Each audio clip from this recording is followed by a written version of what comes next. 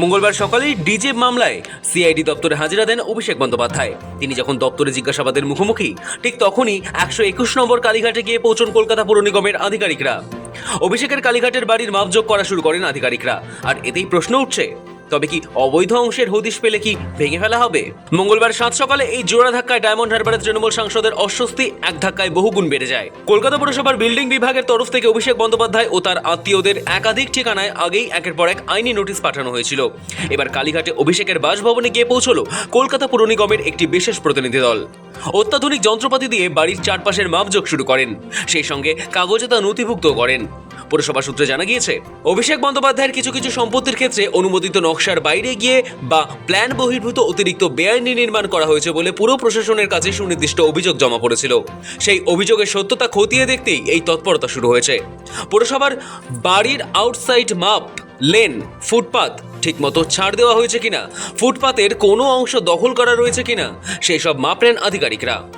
এক আধিকারিক জানিয়েছেন, সমস্ত মাপ করে একটি রিপোর্ট ঊর্ধ্বতর কর্তৃপক্ষকে জমা দিতে হবে, তারপর সিদ্ধান্ত নেওয়া হবে।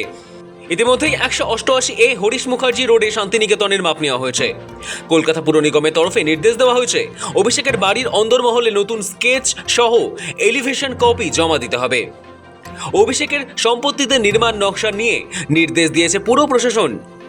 জানা যাচ্ছে, বর্তমানে বাড়ির ভেতরে নতুন করে কি কি অংশ তৈরি হয়েছে সেটা এলিভেশন কপিতে এঁকে জমা করতে হবে, সেই নির্দেশ আগেই দেওয়া হয়েছিল।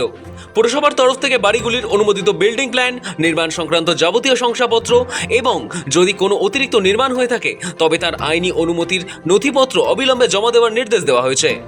জানা গিয়েছে, সমস্ত দিক খতিয়ে দেখে এবং পরিমাপ করে একটি বিস্তারিত রিপোর্ট ঊর্ধ্বতর কর্তৃপক্ষের কাছে জমা দেওয়া হবে।